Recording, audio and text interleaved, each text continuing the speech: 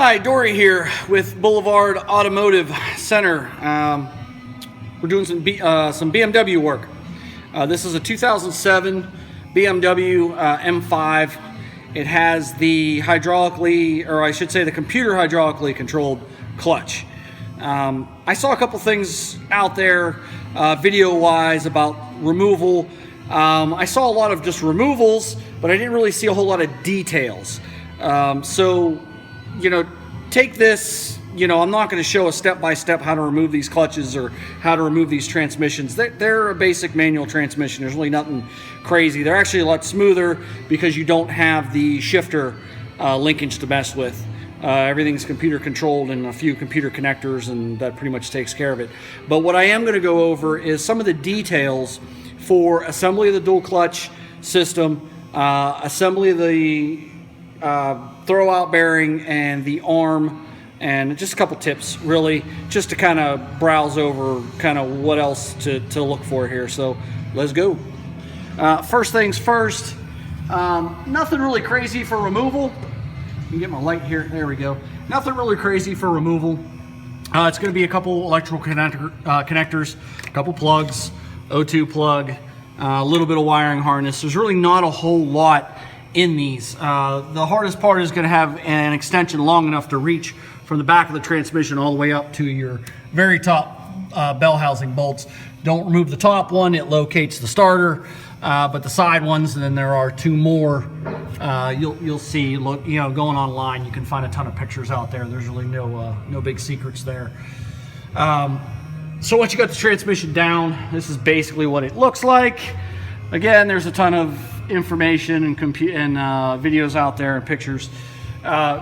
Quick detail on this for the throw-out bearing. Just when you go to put all this back together, make sure that it is located on the slave cylinder for the clutch. Just reach your fingers back there, kind of push, and make sure that clutch linkage is located. You can have a lot of trouble because the computer has to learn engagement. Once you go through this clutch process, the computer's going to have to learn again where it engages and where it disengages, and if this is shifting and moving until it locates, you're going to have a little trouble programming after that. But just make sure everything's pushed in, everything's clean.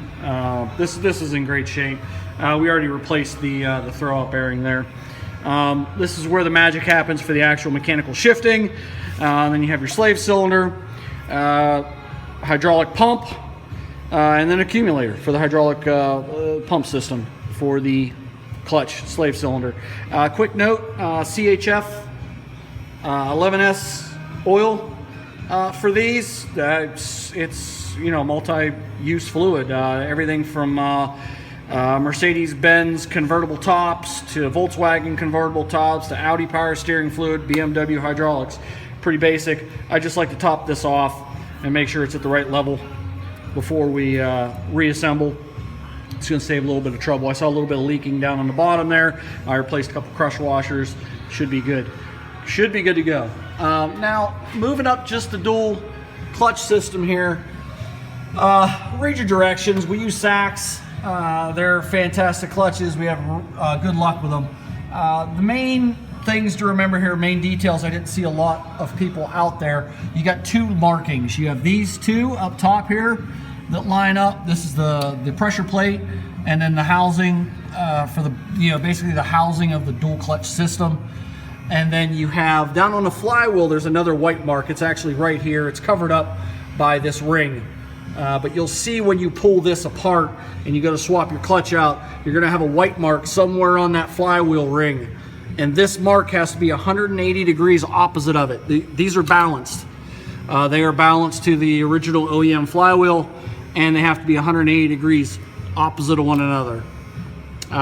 So you use your special tool, line everything up, start your bolts, go in sequence, torque them to the proper specifications. I'm not going to give you a number here because a lot of them are different. And then once this is all drawn tight, you got to read your directions. Remove the spring clip. Don't forget this spring clip. You will be hating life. That pressure plate won't work. That's basically a lockout, so it doesn't release that clutch, the second plate. So once you get everything in, tighten down, torqued, remove the ring. That's basically it. Everything else will go back together. Another quick reminder of how tight the tolerances are of these cars.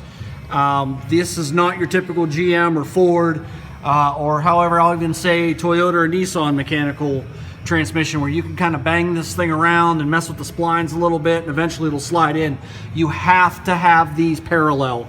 The clutch, or the engine, and the transmission, the center line that runs through this, it's got to be perfect. It's got to be dead on, and it'll slide together. It will not, by shaking it or moving it or fighting it around a little bit, they will not go in. They will, but you're going to be hating life. So when stuff is set up like this, it's a lot easier.